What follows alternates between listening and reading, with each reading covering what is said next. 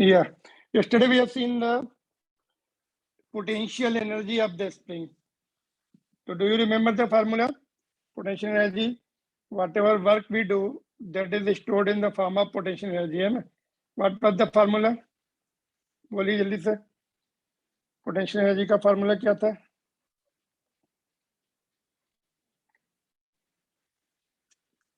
Right in front of you, it is there. Just speak out. क्या formula है? half Right. kx Half kx square. है ना? So why it is coming half and all? Because it is variables. Force is not constant. Therefore, in that integration, say it comes 1/2 also. Na? In case of constant force, the half will not come. This है ना? Constant force होता तो simply k कुछ that f into x रहता है ना? Force is equal to kx and x is the displacement. So because of integration, all these 1/2 factor comes because of variable conditions. All right. So this is parabolic relation. Just yesterday we had done it. And और क्या था? ये question था homework में आपको. Some of you have done homework correctly. Some of you have done incorrect. Some of you are not done at all. So for you, those who are not doing, or everybody will be doing after the class. Today class, ma'am has decided 8 to 8:15.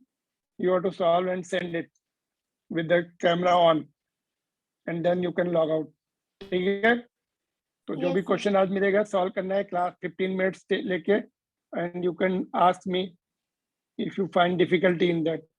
चलो ये देखते हैं इसमें क्या था. What was that here कि k was given and energy was given. तो energy is half kx square. ठीक है. तो एनर्जी कितनी है? 1 joule. Put the 1 joule here. k is how much? 0.5. ठीक है. Solve it for x. x के लिए कितना आ रहा है बोलिए. This will be 1/10. ये 2 हो जाएगा. x square is 4. X is plus minus 2. So that's what they wanted you to do. X is plus minus 2 means plus minus 2 पर वो टर्न होगा. यहाँ से यहाँ तक जाएगा. देखिए यहाँ तक +2. Then particle will come back. Mass will come back. It will come up to -2 and again go back this side. It will oscillate between these two limits. Convinced? ये दो लिमिट के बीच में ऑसिलेट करेगा. x is equal to +2 and x is equal to -2 के बीच में.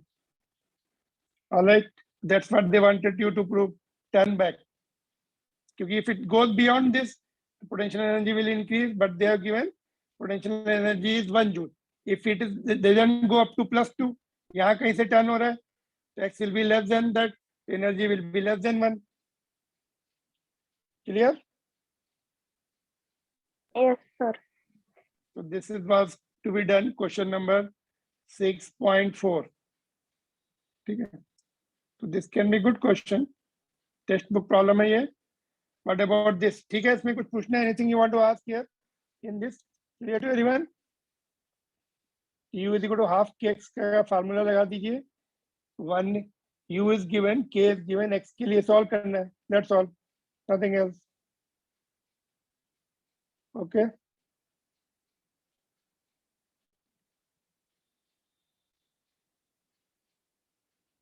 Moving on to the next one. ये देखिए ये तो हो गया था क्लास में ना. What about this?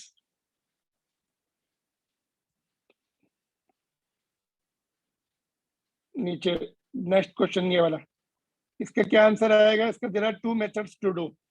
So the answer is 3/2k. No, नहीं k तो k की 5 वैल्यू भी joule. k. हाँ 3/2k. k की वैल्यू निकाल के पुट करना पड़ेगा ना. तो 3/2k is not. 5 joule is also not correct. Anybody else? Anybody else?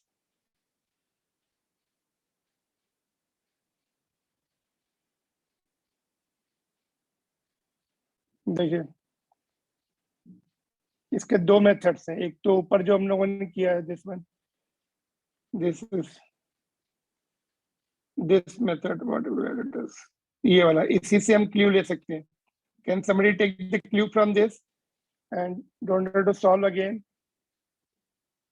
और you can do with other method also. देखो इसमें क्या क्लू मिलेगा ऊपर से, सी है,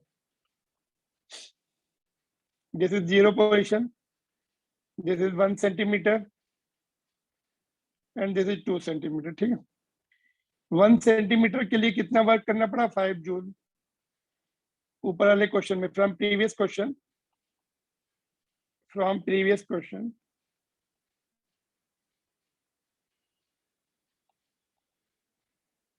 up to 1 centimeter 5 joule work, up to 2 centimeter how much work, बोलिए.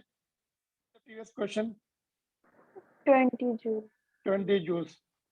तो इसका मतलब क्या हुआ, 1 to 2 सेंटीमीटर कितना आएगा, 20 में से, ये 20 में से 5 माइनस कर दीजिए, 15, है ना. देखो from 0 to 1 centimetre 5 joule, from 0 to 2 centimeter 20 joules. Therefore, from 1 centimeter to 2 centimeter, it will be 20 minus 5, it will be 15. तो ये 15 जूल हो जाएगा. तभी तो दोनों ऐड करके 5 plus 15 will be giving you 20 joules. Clear? This is the one method. Yes, sir. This is the one method. Other method can be make equation, first equation and get the value of k. दूसरी equation देखिए. Alternate method. Do you want to know or it is okay? U is equal to half kx square. तो u कितना है 5, half k x कितना है 1 centimetre, है ना. तो 1 centimetre 10 to the power minus 2 square. यहाँ से k मिल जाएगा. k कितना था बताइए, चेक करते हैं. 10 10 to the power 5 आ रहा है क्या,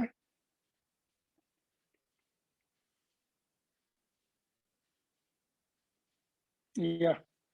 नाउ सेकंड केस में u2 half k x2 square minus x1 square. Half k difference निकालना है, x2 square minus x1 square, ये है ना. 2 से 1 से 2 तक जाना है ना, 1 से 2. तो u2 विल बी, k की वैल्यू पुट कर दीजिए 10 to the power 5, x2 कितना है 2, तो 2 सेंटीमीटर है ना.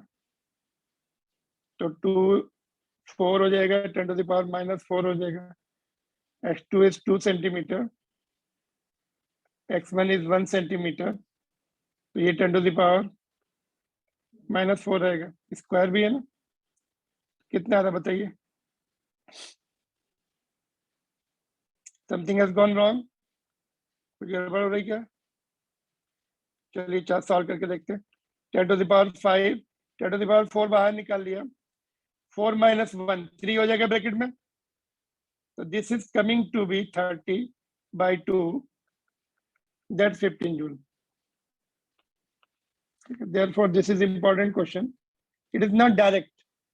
Some of you have done it directly, but answer is wrong. बोलिए इसमें किसी को difficulty, anybody has any difficulty in this? No, ma'am.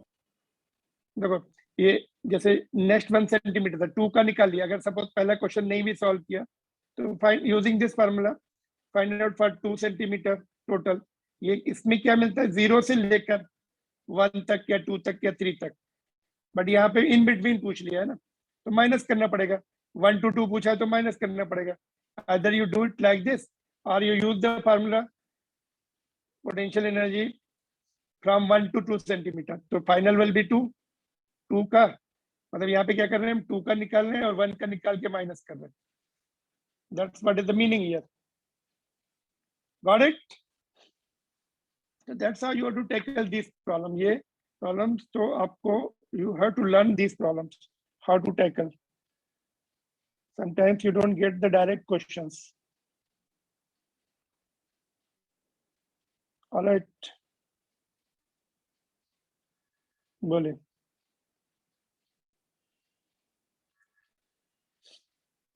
Note it down.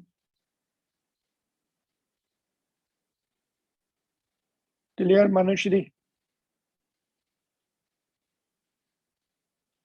Are you there? Yes, sir. You didn't get the answer है ना? इसका आ गया था कि 15 ये- आपका कि नहीं आया? सर आया था? मैंने मेरा 20 आया था. माइनस करने 20 तो ये था ना, 20 ये था. Yes total sir. 2 सेंटीमीटर के लिए 1 का माइनस करना था. ओके, चलो यस नेक्स्ट. सर.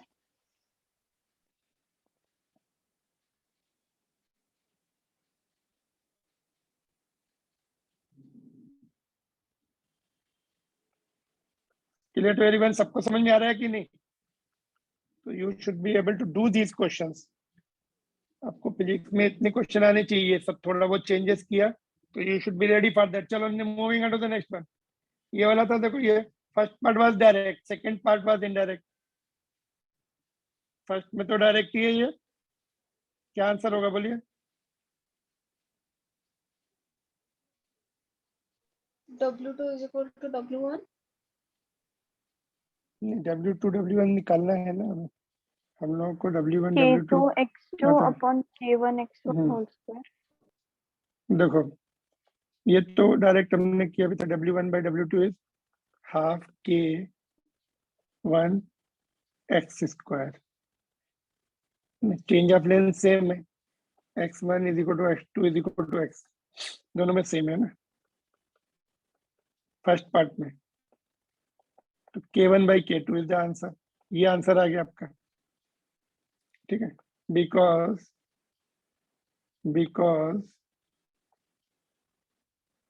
क्या दिया हुआ इसमें? सेम है. Change of length is happening same. तो ये तो डायरेक्ट हो गया. फार्मूले में वैल्यू फार्मूला पुट कर दिया.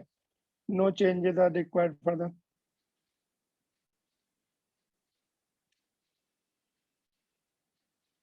Okay. What about second part? ये कैसे करेंगे?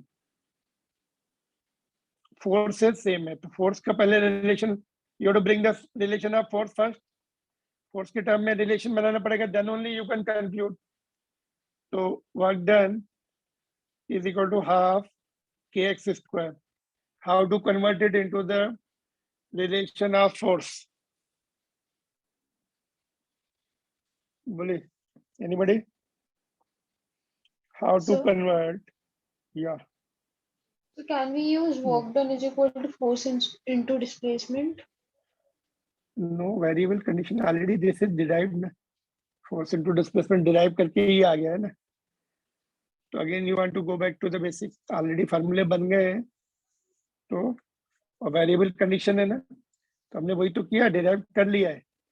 अभी फोर्स, इसको फोर्स में कैसे कन्वर्ट करना है ये बताइए. हमने ये भी तो पढ़ा है, F is equal to KX. पढ़ा था पहले दिन, day for yesterday.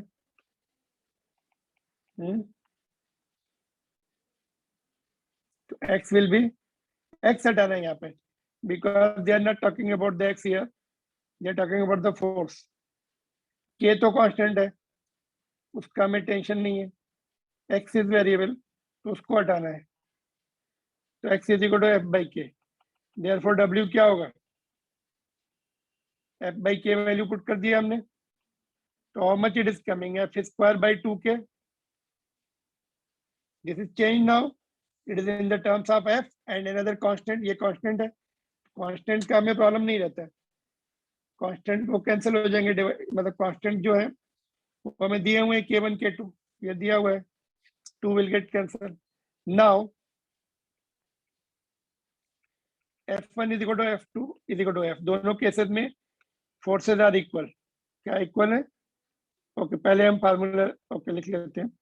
W1 by W2 will be F1 square by 2K1, F2 square by 2K2. Now F1 is equal to F2 is equal to F given.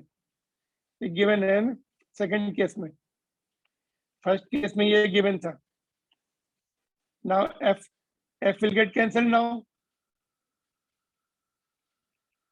ये cancel हो जाएंगे, 2 भी cancel हो जाएगा, K2 ऊपर चला जाएगा, K2 by K1 will be left. What will be left? K2 by K1. Inverse ratio of force constant. इसमें क्या आया था? डायरेक्ट रेशियो आया था. फर्स्ट केस में direct ratio of force constant K1 by K2, यहाँ पे K2 by K1, both are interchange. आया था ये किसी का answer? Would anybody do this one? Okay, this is clear to everyone. पहले ये बताइए. Yes, sir. Yes, sir. Okay, could anybody do this? Yes, Meharsh, you have done it correctly. You don't speak out. Why? I checked your answer sheet. At least this question was correct. Are you there? No. Yes, no down. किसी को पूछना है इसमें कुछ? बोलिए. But ये देखो, ये this was the direct question. ये तो बहुत क्लियर था. इसको याद रखो, ये दोनों फॉर्मूले यूज हो रहे हैं. एक तो ये हमने सीखा F is equal to kx also we have learned, तो उसको यूज करके हमें यहाँ चेंज करना है. तो these are of the questions you will come across in the board's examination also, where you will change it. You have to make some changes. Some questions are directly given, some are indirectly given. So you have to cultivate the habit now onwards. तो जो question नहीं होते ना आप लोगों से, उसको without seeing try to solve it again up to the last. Rough notebook उठाइए और सॉल्व कीजिए उसको. ठीक है. what else was given? और क्या था बोलिए.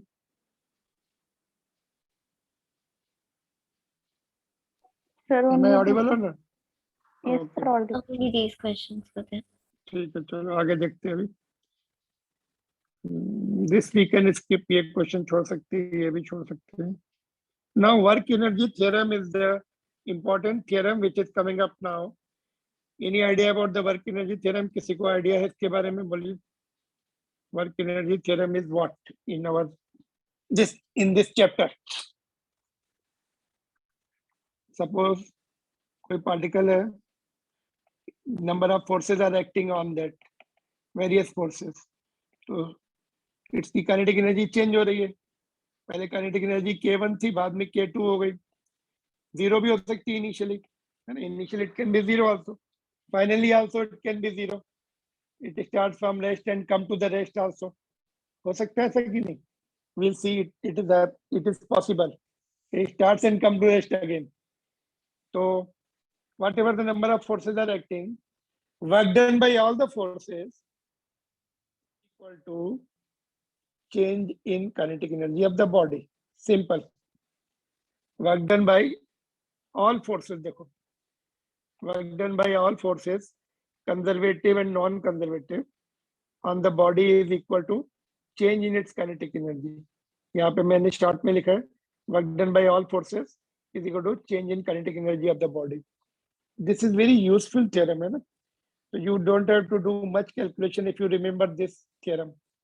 So work done by all forces onto the body, onto the particle or body is equal to change in its kinetic energy. ठीक है, समझा कि नहीं बताइए. इसको प्रूव भी करेंगे हम लोग, but this much is okay. कोई पार्टिकल पे n नंबर ऑफ फोर्सेस लग रहे हैं, कंजर्वेटिव, नॉन कंजर्वेटिव. कौन कौन से फोर्सेस हो सकते हैं? By the way we can apply. Can you count the number of forces? कितने फोर्सेस लग सकते हैं? बोलिए. चलिए, let me get the answer from you. How many all forces में कौन कौन से हो सकते हैं? बोलिए बोलिए जल्दी से. Reply fast. Keep replying fast. Anybody?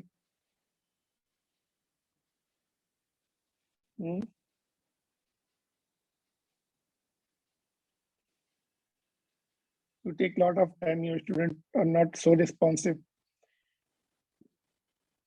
Count करो, कुछ तो फोर्सेस बताओ ना. Gravitational कितने force.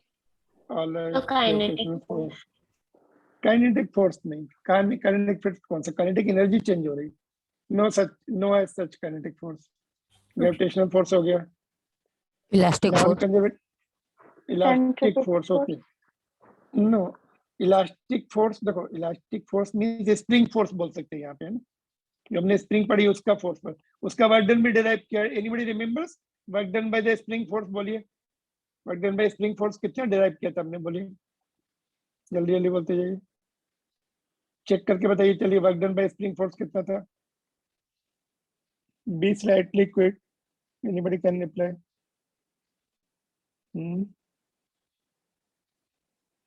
माइनस हाफ के एक्स स्क्वायर था कि नहीं? माइनस बी है स्प्रिंग फोर्स में, कल डेरिवेशन किया था, did you Yes, note down sir. और not?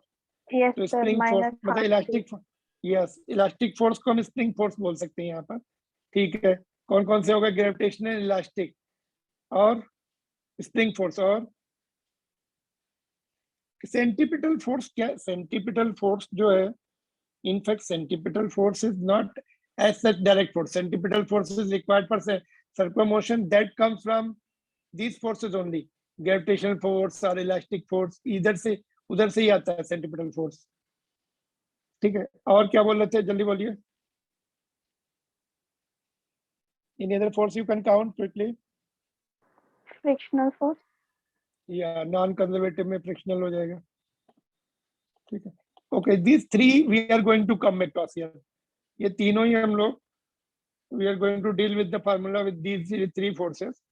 Other forces can be normal reaction, but normal reaction work नहीं करेगा। तो नॉर्मल रिएक्शन इधर है और ब्लॉक इधर डिस्प्लेस होगा, तो 90 डिग्री पे अगर एंगल होता है तो वर्क नहीं होता उसमें। नॉर्मल फोर्स का कभी वर्क नहीं लिया जाता है ना। नॉर्मल फोर्स है, नॉर्मल रिएक्शन कॉन्टैक्ट फोर्स है, बट उसका work done will be always zero, तो we will not be mentioning even that, ठीक है। तो वर्क डन अभी प्रूव करना है ये थ्योरम, देखो टेक्स्ट बुक मेथड फॉलो कर लेते हैं हम लोग क्विकली। तो time rate of change of kinetic energy, kinetic energy को हम डिफरेंशिएट करते हैं टाइम के रिस्पेक्ट में, डी के बाई डी टी, है ना। काइनेटिक एनर्जी का सिंबल के लिया है एनसीईआरटी बुक में, तो हम भी के ले रहे हैं थोड़ी देर के लिए। काइनेटिक एनर्जी का सिंबल क्या है? के, तो we are writing K NCERT book symbol. तो डिफरेंशिएट करेंगे टाइम के रिस्पेक्ट में, half M V square, mass is constant and half is also constant, उसको आगे शिफ्ट कर लिया, ये शिफ्टेड फॉरवर्ड। वी स्क्वायर का डिफरेंशिएट करना है, तो नीचे तो डी टी था यहाँ पर, तो डी टी को हमने शिफ्ट कर दिया आगे, डीवी से डिवाइड किया, बैलेंस करना है, और डीवी से मल्टीप्लाई किया, है ना। Now we can do the differentiation, balancing करने के बाद यहाँ पे वी स्क्वायर है, तो डीवी से divide and multiplied, d t is shifted here, ठीक है। तो वी स्क्वायर का डिफरेंशिएशन क्या होगा? What is the differentiation of v square? Again, you don't reply silly simple questions. What is the differentiation of v square? X square का differentiation क्या है? 2v. dd, तो 2x आएगा, तो यहाँ पे 2v आ जाएगा, और dv by dt, here it will be dv by dt, dv by dt is as it is यहाँ पे रखा, तो 2 getting cancel, mv, dv by dt is rate of change of velocity, that is nothing but acceleration, ठीक है। तो यहाँ पर क्या आ गया? एम ए वी, ए को हमने बीच में शिफ्ट कर दिया, तो डिफरेंशिएशन डी के, अच्छा एम ए को क्या लिख सकते हैं? Force, this can be written as force F into V, तो finally what we get? F into V we get, और वी को ये यहाँ पे ले आए, V can be written as D X by D T, velocity है, velocity को क्या लिखेंगे? Rate of change of displacement, D X by D T लिखेंगे, है ना। तो डी टी ये चला जाएगा यहाँ से, D T will get cancel, and यहाँ पे क्या है? डी के, and this is F D x, ये एफ डी एक्स बचा हुआ है, ये डी के, ठीक है। तो उसके बाद work done from x1 to x2, limit लगा देंगे, जब x1 है उस समय उसकी काइनेटिक एनर्जी k1 है, जब x2 पे पहुंच गया पार्टिकल उसकी काइनेटिक एनर्जी K2 हो गई, ठीक है। तो this is nothing but a change of, ये क्या आएगा, change of kinetic energy, and this is known as a work done, है ना। यहाँ पर लिमिट नहीं भी लिखना है तो कोई प्रॉब्लम नहीं, देखो यू कैन जस्ट लिमिट, हमने उसके लिए लिखा है। तो दिस इज डी के is nothing but a change of kinetic energy. D means a small change. When we write limit, it will be for large change also. K2 minus K1, and this is W. This F dx integration x1 to x2. हमने पढ़ा, this is work done for variable conditions. Variable conditions के लिए ये formula होता है. So this is your textbook method to prove. Textbook method, textbook का proof है ये, which is done by the differentiation, mainly differentiation. Last में integration. You are supposed to know your textbook method. All right. बोलिए, इसमें कुछ पूछना था आपको? Quickly बोलिए और नोट भी कर लीजिए. You have to do it like this. If they ask you what is work energy theorem, you have to write a statement, and if they ask you to prove it, you have to prove it like this.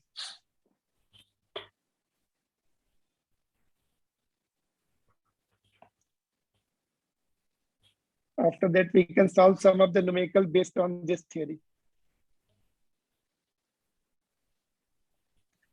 Or keep remembering also, if I ask you tomorrow, what is work energy theorem? You have to reply quickly. Work done by all forces on the particle, on the object is equal to its change in kinetic energy. Work done जो है, वो change in kinetic energy produce करता है.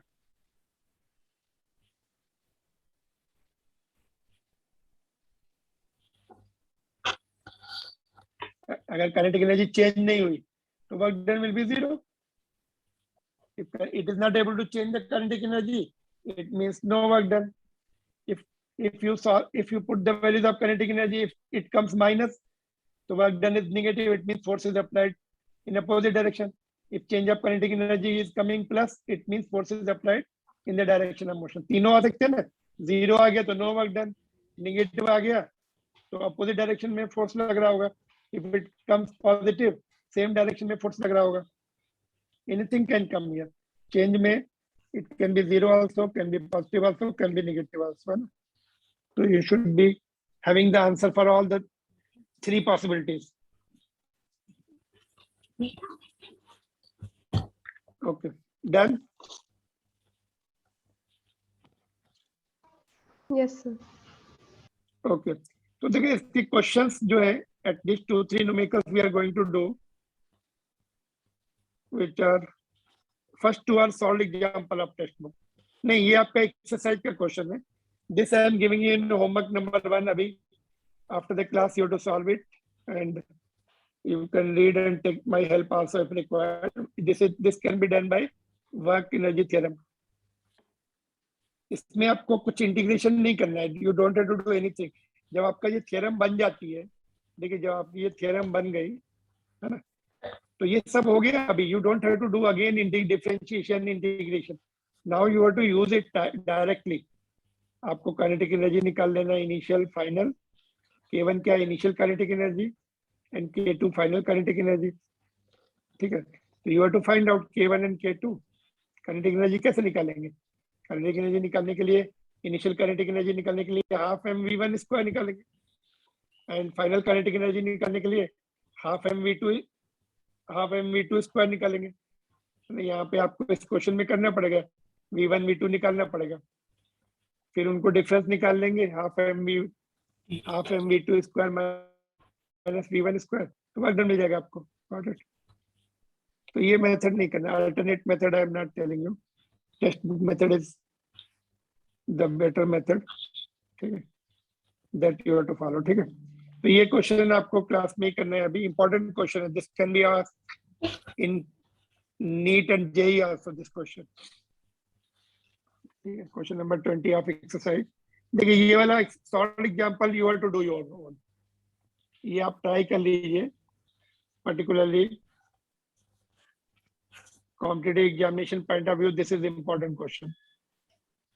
ठीक है, solve example 6. We are taking solid example number 8. Okay, solve example number 8 देखते क्या है। देखिए, to simulate car accidents, auto manufacturers study the collision of moving cars with mounted springs of the different spring constants. यहाँ पे बहुत सारी spring होगी, just I have shown one only. Can be two also, can be one also, no problem. Consider typical simulation with the car of mass 1000 kg. This is 1000 kg. Moving with the speed of 18. Speed कितनी है उसकी? 18 है ना? तो V कितनी है? V1 कितनी है? V1 म्यूट करिए, किसका ऑन है mic? 18 kilometre per hour. Kilometre per hour को मीटर ऐसे रहने देगी, चेंज करना पड़ेगा? बोलिए जल्दी से। Do we have to change it और it is okay? All should be in SI unit, not in kilometre में नहीं चलेगा, मीटर में चलेगा। तो क्या करना पड़ता है बोलिए? मीटर पर सेकंड में 5/18 से मल्टीप्लाई करना पड़ता है, ठीक है? On a smooth road and colliding with the horizontally mounted spring of spring constant this much. तो mass is also given, पहले mass लिख लो 1000 kg and k is also given 6.25 into 10 to the power 3 Newton per meter. What is the maximum compression? बोलिए, x निकालना है ना, x max निकालना है, और simply x लिखते हैं। V2 will be how much? V2 will be how much? Sir, 0. Yes, V2 will be 0. Why? Because it will come to the instantaneous rest. कहीं ना कहीं जाके रुकेगी maximum compression पे, it will be 0. At maximum compression, it will be 0. ठीक है? Good. So what to do now? Can we use the work energy theorem? Yes, we can use it. तो बोलिए कैसे करें वर्क एनर्जी थ्योरम में? Work done by all forces is equal to change in kinetic energy. Change in kinetic कौन कौन से forces लग रहे हैं फटाफट बताइए। कौन से फोर्सेस वर्क कर रहे हैं? And spring force. Spring force कितना?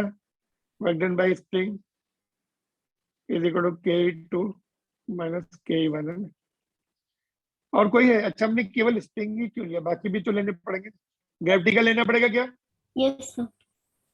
नो, ग्रेविटी तो नीचे है इधर, mg। डिस्प्लेसमेंट 90 डिग्री पे है, तो 90 डिग्री पे वर्क डन 0 हो जाता है। नॉर्मल रिएक्शन ऊपर है, उसका भी वर्क डन 0 हो गया। स्प्रिंग फोर्स का ही है बस, ग्रेविटी का 0, नॉर्मल रिएक्शन जनरली हम मेंशन नहीं करते, वो भी 0 है। फ्रिक्शन का लेना पड़ेगा क्या? फ्रिक्शन किधर होगा बोलिए? So Fast between answer. the ground and the trolley. Where? So between ground and auto. In which direction? This side or front side or left or right? So right. But यहाँ पे smooth दिया ना,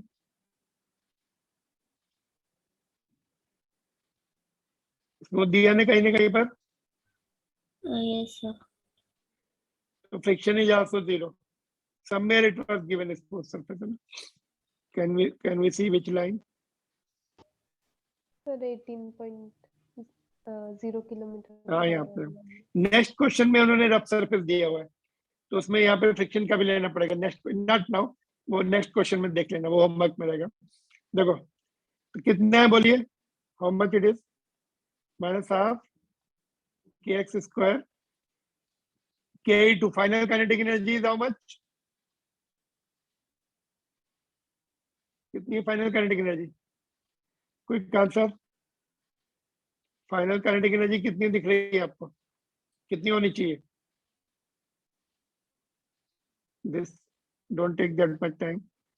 final कहीं ना कहीं आके रुकेगी ना। अभी आपने बताया V2 is 0, it is come to the instantaneous rest 0, initially is half mv1 square, तो फाइनली देखो half kx square is equal to half mv1 square. तो आप ऐसे भी बोल सकते हो, देखो you can say it like this. देखो अगर आपको if you want to write like this, all the kinetic energy in this case of the car converts into the elastic energy, that is elastic potential energy of the spring। जितनी भी kinetic energy है उसने पूरा spring को compress कर दिया यहाँ पर। तो कहाँ चली गई kinetic energy? पोटेंशियल एनर्जी में कन्वर्ट हो गई, हाफ के एक्स स्क्वायर में कन्वर्ट हो गई। If you don't want to write all this, you can just justify like this: all the kinetic energy converts into elastic potential energy। इसका जो work है काइनेटिक एनर्जी, जो काइनेटिक एनर्जी का जो work था वो पोटेंशियल एनर्जी में convert हो गया। ठीक है, बस now you can solve it. Solve करके बताइए कितना आ रहा है। के कितना है? 6.25 into 10 to the power 3 x square निकलना है आपको। मास इज 1000, v1 इज 525 हो जाएगा। ये से कैंसिल हो गया। How much is x coming?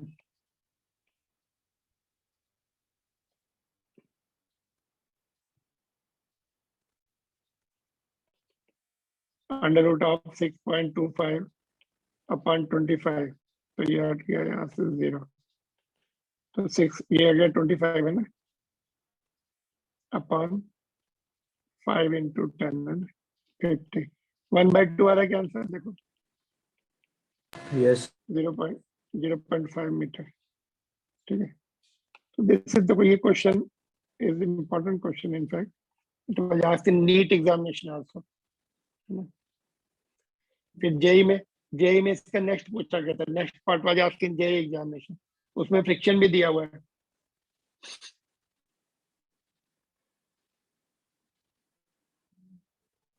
Generally competitive examination they may not give you the value, they will ask you in terms of v, k and m। तो ऐसा कुछ आ जाएगा। यहाँ से अगर हम सॉल्व करें, x will be under root of v बाहर आ जाएगा, k by m, ऐसा कुछ आ जाएगा answer. This will be the given in options, so you don't have to do these many calculations if it is in terms of v and k and m। ठीक है, all right, बोलिए। Solve example is 8th one। 9th में friction भी दिया हुआ है उन्होंने। Can you do that your own? 9th question अपने आप कर लेंगे। फ्रिक्शन का भी वर्क डन लेना पड़ेगा आपको अपोजिट डायरेक्शन में।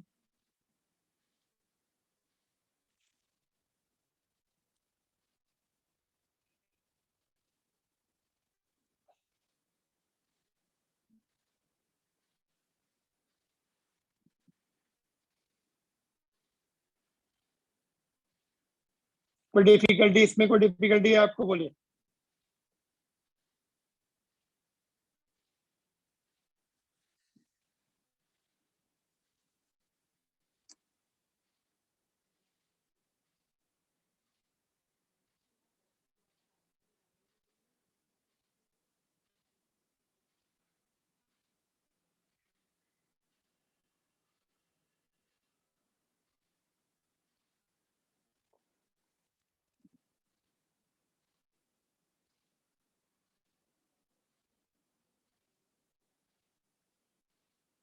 Done?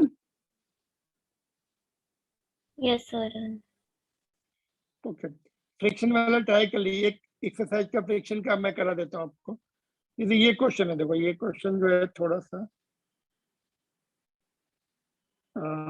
you have to be just careful in this, all the points are to be taken। देखो just we can try, एक तो आपको एंगल 37 दिया हुआ है ना, तो sin 37 is 3/5 and cos 37 is 4/5। These values we have discussed in the mathematical tools also। हमने mathematical tools पढ़े थे ना, उस समय मैंने बताया था sin 37 and cos 37। So you may be needing it in the subsequent chapter also। Now this is 1 kg block, देखिए situated on the rough incline is connected to the spring of spring constant 100 SI unit. A block is released from the rest, यहाँ से उसको छोड़ा आपने. The spring is in the unstretched position. The block moves 10 centimeter down. ये 10 centimeter नीचे आके फिर से रुक जाता है. So this distance is 10 centimeter. Before coming to rest, 10 centimeter नीचे आके रुक जाएगा. It may go up also, we don't know. Find the coefficient of friction between the block and incline. Assume that spring has the negligible mass and pulley is frictionless. Ideal condition. तो मतलब बोलिए, how to do this question? आपको बताना है कि कैसे करना है. How many forces are acting now? How many work done will be there? Work done by all forces is equal to change in kinetic energy. है ना? Can we use it? This is a big advantage of that theorem. जब लोगों ने theorem पढ़ी ना, उसका big advantage है. Work done by all forces is equal to change in kinetic energy. तो कौन-कौन से forces वर्क कर रहे हैं बोलिए. If you can identify correctly, then only you can do this. You can get the correct answer. ठीक है, ये क्वेश्चन जो है कॉम्पिटिटिव पॉइंट ऑफ व्यू के लिए भी आ सकता है. ठीक है, it is part of our NCERT book. You are supposed to know.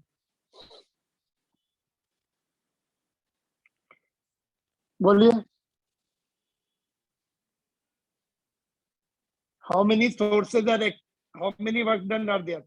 बताते जाइए, यहाँ पे लिखता जा रहा हूँ. बोलिए. वर्क डन पहले तो आइडेंटिफाई करना है, बाद में कौन कितना वर्क करेगा वो भी निकालना पड़ेगा. बोलिए, वर्क डन बाय किसका किसका लिखे, जल्दी बोलिए. Yes, come on, quick answer. तुम लोग रिप्लाई किया करो ना भाई फटाफट. क्यों इतना टाइम लेते हैं? You want your improvement or you want me to improve? बोलिए, गलती तो हो सकता है और क्या, क्यों नहीं रिप्लाई देते. You will learn. Those who reply will learn. Are you there or not? Yes, sir. बोलिए, कौन से वर्क में. I am not asking how much work is done. Who are doing the work? What are the sources doing the work? So this work कर रही है. Okay, चलो ये तो आई, पिछले क्वेश्चन में था. Work done by spring force. और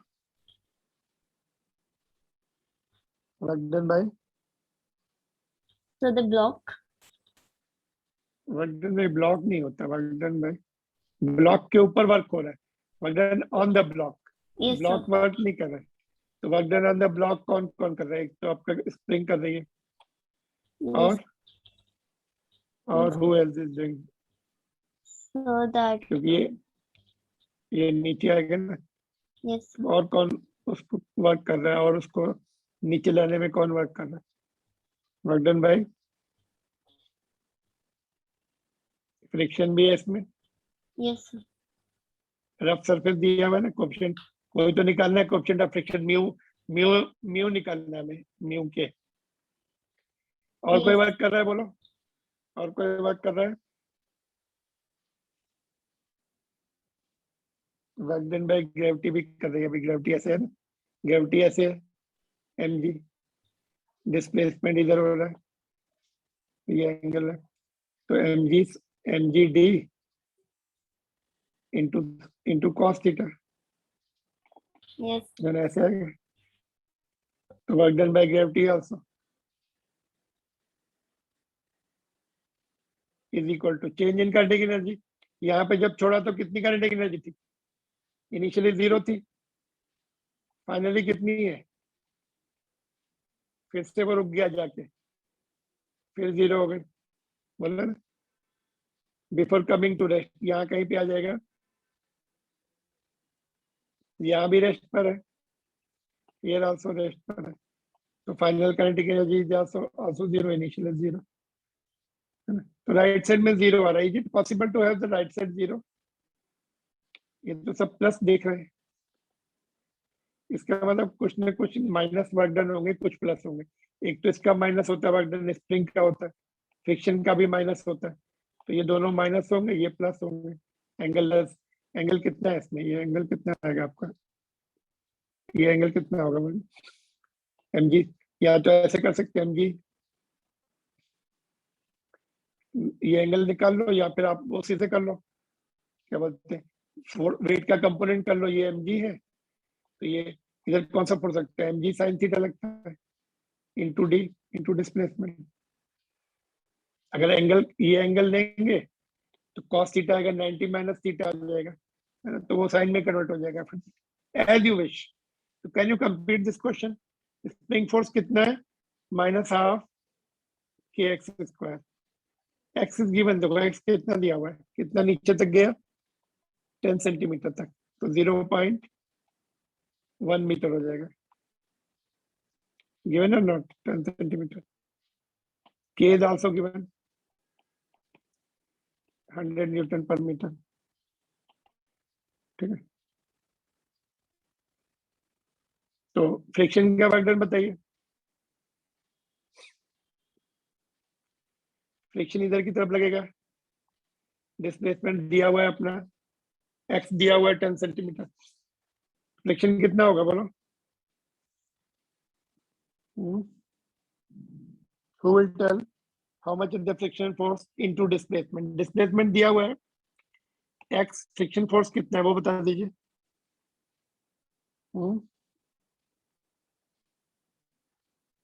इंक्लाइंड सरफेस पे फ्रिक्शन फोर्स पड़ा था, काइनेटिक फ्रिक्शन होगा कि नहीं? काइनेटिक फ्रिक्शन का फार्मूला बताइए जल्दी से. काइनेटिक फ्रिक्शन का फार्मूला बताइए कितना होता है? एफ के, हाउ मच? बोलिए. पैराडाइट वो नहीं रही तुम लोग, कोई नोबडी रिस्पॉन्डिंग. अभी थोड़े दिन पहले ही तो पढ़ा, 2-3 दिन पहले ही तो फिनिश किया. Nobody is responding. देखिए Mu can. म्यू के इनटू एन. तो एन कितना है? N how much? N how much? mg. mg cos theta inclined surface है ना, mg cos theta inclined surface पे. तो फ्रिक्शन फोर्स रहेगा आपका म्यू के into n. N is mg cos theta into x है ना. ग्रेविटी का क्या रहेगा? अगर हम इधर एंगल के ज्यादा चक्कर में नहीं पड़े तो mg sin थीटा रहता फोर्स इंक्लाइंड सरफेस पे. नॉर्मल रिएक्शन में cos थीटा आता है और फोर्स में sin थीटा आता है. इधर क्या है? mg sin theta into displacement plus है, लेकिन है ना, फोर्स भी इधर है, डिस्प्लेसमेंट भी नीचे की तरफ है, तो ये प्लस आ जाएगा. Is equal to 0. अभी आपको करना क्या है? अभी गैप होगा ना 15 मिनट्स का, तुम्हें जो सॉल्विंग उसमें सॉल्व करना है, इसको वैल्यू पुट करके कि म्यू की वैल्यू निकालनी है. ठीक है, सबको समझ में आएगा ये हमने कैसे लिखा? स्प्रिंग फोर्स का वर्क लिखा, फ्रिक्शन फ्रिक्शन इस तरफ होगा, डिस्प्लेसमेंट नीचे की तरफ है, इसलिए माइनस. cos 180 डिग्री आएगा तो माइनस हो जाएगा. और ग्रेविटी का फोर्स भी इधर है, डिस्प्लेसमेंट भी इधर है, तो इसलिए प्लस है. तो इसमें सब वैल्यू पुट करके सॉल्व करो. ये साइन थीटा की वैल्यू दिख रही है आपको, कॉस थीटा की वैल्यू दिख रही है यहाँ पर, के दिया है. सॉल्व करके म्यू की वैल्यू निकालना है. अभी तुम्हारी कैलकुलेशन की प्रैक्टिस करनी है. ठीक है, क्लियर? ये थोड़ा लेंथी था, बट आपको ये सब टेक्स्ट बुक की सिचुएशंस आनी चाहिए if you are sincerely preparing for the CBSE examinations. Clear? Yes, okay. Okay, who is the new student joining in between? Dhruv. Not up and Dhruv. Okay. ये देखिए, ये question छोड़ सकते हैं वैसे तो, ठीक है, चलो इसको NCERT बुक के क्वेश्चन कर लेते. तो this is also one of the good questions of NCERT book. Question number 2 of the chapter number 6. ये सबको आना चाहिए बिल्कुल अच्छे कॉन्फिडेंटली. इसमें इंक्लाइन सरफेस नहीं है, तो normal reaction will be mg only. Are you getting this point? तो चलो इसको देख के फिर वाइंड अप कर देते हैं ना, इसको मैं थोड़ा करा देता हूँ, बाकी आप करेंगे इसको। then other question we can leave and tomorrow we can do this relation between work done and conservative forces, ये कल करेंगे ना। और क्या इसके बाद? ठीक है, तो this question everybody is supposed to know. Body of mass 2 kg is initially at rest। ये बॉडी है, यहाँ पे थोड़ा सा मैं डायग्राम को नीचे शिफ्ट करता हूँ, छोटा डायग्राम बनाया मैंने। या body of mass 2 kg, here is the body, mass is given, you can just note down m is 2। ठीक है, is at rest, moves under the action of an applied force 7 Newton। 7 Newton force लगा दिया हमने उसके ऊपर on the table with the coefficient of kinetic friction mu k is given, how much? 0.1। ठीक है, find the work done by the applied force in 10 seconds। work done निकालना है, t is equal to 10 seconds। बोलिए how to do this question। ये पहले वाले से थोड़ा इजी है, but it is also indirect question. Who will tell me the answer of how to tackle this problem? बोलिए।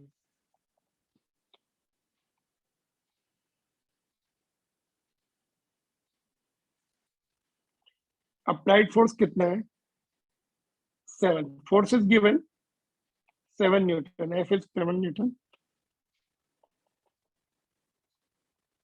तो डिस्प्लेसमेंट मिल जाए हमें, F into x, F into D, F into S, जो भी लिखना है। तो ये डिस्प्लेसमेंट कैसे मिलेगा बोलिए?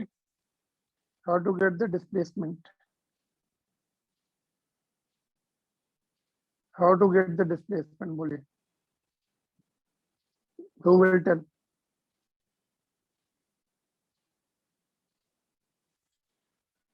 डिस्प्लेसमेंट निकालने के लिए क्या करना पड़ेगा, जल्दी से बताइए।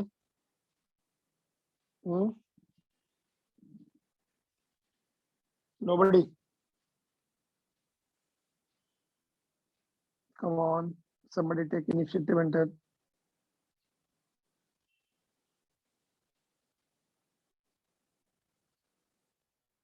Can we use the kinematic equation? Yes, लेकिन एक्सेलरेशन कांस्टेंट होना चाहिए ना, तो एक्सेलरेशन निकालना पड़ेगा। How to get the acceleration now? Displacement निकालने के लिए s is equal to half at square, time is given है ना, टाइम इज गिवन, a निकालना पड़ेगा। How to get the value of a?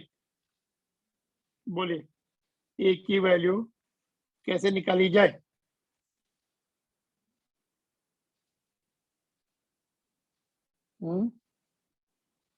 कौन से लॉ से निकालनी पड़ेगी? Newton first law, second law, third law या fourth law? So first F is law, equal F is equal to F is equal to ma।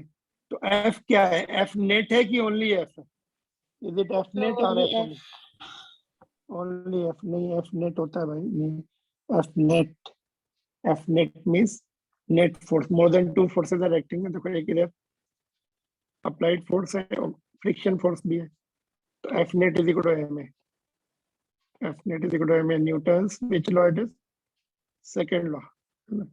F net में applied force, इसका symbol F दे देते हैं, kinetic friction oppose करेगा उसको, kinetic friction oppose करेगा। Fk is equal to ma है ना। Fk कितना लिखेंगे बोलो, जल्दी से बोलो। Fk की वैल्यू पुट करते हैं। How much Fk? Kinetic friction कितना होता है? फन फार्मूला अभी तो बताया था तुमने। म्यू के एन। एन कितना? एन कितना बोलिए? हॉरिजॉन्टल सरफेस है तो n will be mg। Incline surface है तो कितना होता है?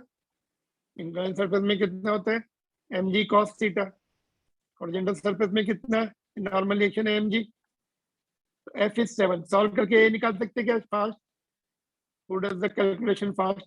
चलिए बताइए म्यू के कितना है 0.1, मास इज 2, G10 ले लीजिए, 2 इंटू है, देखो कितना आ रहा है, 7 माइनस ये कितना आएगा आपका, सही लिखा हम लोगों ने, मास 2 है ना, म्यू के 0.1, इट विल बी 2 बाई 2 है ना, तो 5/2 2.5 है ना मीटर पर सेकंड स्क्वायर। बस एक्सीलरेशन आ गया तो डिस्प्लेसमेंट आ जाएगा, d is equal to half at square, s is equal to half at square, s is equal to half at square, तो हाफ a कितना है, अभी कैलकुलेट किया हम लोगों ने 2.5, t कितना है 10, 100 हो जाएगा जी, कितना आ रहा देखो 250 डिवाइड बाई 2, 125 मीटर, ठीक है। तो फर्स्ट पार्ट का आंसर क्या होगा फिर, A part, work done by applied force, work done is equal to force into displacement, इसको डी भी लिख सकते हैं, एस भी लिख सकते हैं। फोर्स कितना, अप्लाइड फोर्स 7 है, 125 कितना आ रहा है ये बोलिए, 700 एंड ये कितना आएगा आपका 850 आ रहा है क्या, 875. So 875. 875 आएगा, 875, ठीक है। समझे, ये अच्छा क्वेश्चन है, देखो बहुत सारे स्टेप करने पड़े but it is good question. Concept, friction का कॉन्सेप्ट भी आ गया था इसमें, न्यूटन सेकंड लॉ भी लगा आपका, काइनेमेटिक इक्वेशन भी लगी है ना डिस्प्लेसमेंट निकालने के लिए, फिर वर्क डन का फार्मूला भी लगा। Such questions are asked in competitive examination also, and आपके जो बोर्ड एग्जामिनेशन है या आपके जो टर्म्स हैं, ऐसे एक दो क्वेश्चन होते हैं, some questions are like this, some questions are easier than this। A part हो गया, बी पार्ट करेंगे खुद ही, work done by friction, B C D करके भेजिए, देखिए हो रहा है कि नहीं हो रहा है, ठीक है। Tomorrow we can discuss to try your level best to do this question. कितने पार्ट सही है, तीनों, मिस्टेक होती है तो डोंट वरी, ठीक है। और पहले कौन से थे, पहले कौन से करने हैं, एक पार्ट और करा दूं मैं, बी वाला पार्ट, चलिए बी बता दीजिए, चलिए बस 2 पार्ट यहाँ पे करा देता हूँ, बाकी 2 ट्राई कर सकते हैं आप। बी पार्ट कैसे होगा बोलिए, अभी डिस्प्लेसमेंट तो निकल ही आया है 10 सेकंड का, फ्रिक्शन फोर्स भी पता है, वर्क डन का फार्मूला भी पता है, क्या लगाएंगे वर्क डन का फार्मूला बोलो, work done is equal to second part के लिए, फर्स्ट पार्ट के लिए भी पूरा फार्मूला नहीं लगाया, देखो फर्स्ट पार्ट के लिए भी हमने पूरा फार्मूला ठीक से नहीं लगाया था, देखो फुल फार्मूला क्या होना चाहिए, एफ डी कॉस थीटा होना चाहिए, एफ अपना अप्लाइड फोर्स 7 था, डिस्प्लेसमेंट 125 कॉस थीटा 1 हो जाएगा, थीटा 0 है, जिधर फोर्स है उधर डिस्प्लेसमेंट हो, तो ये आ जाएगा 875 जूल्स। इसमें क्या होगा, work done by friction, frictional force F के into D into cos theta, तो एफ के कितना निकाला हमने, काइनेटिक फ्रिक्शन कितना है, देखो ये वाला कितना है, ये 2, और डिस्प्लेसमेंट कितना है, ये 125 यहाँ पे दिख रहा है आपको, कॉस 180 होगा, दोनों अपोजिट होंगे, देखो फ्रिक्शन इधर लग रहा है, डिस्प्लेसमेंट आगे जा रहा है,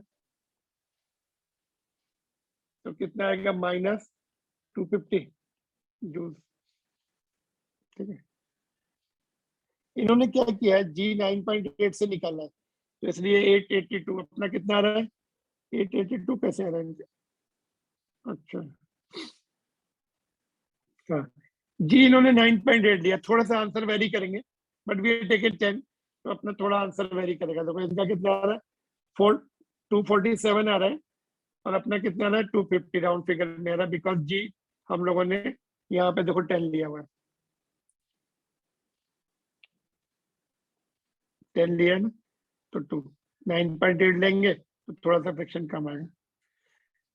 ठीक है, ऑलराइट, तो ये आपके थे क्वेश्चंस कंप्लीट हो गए इसके वाग्नर्जी थ्योरम के। Tomorrow will see the new topic.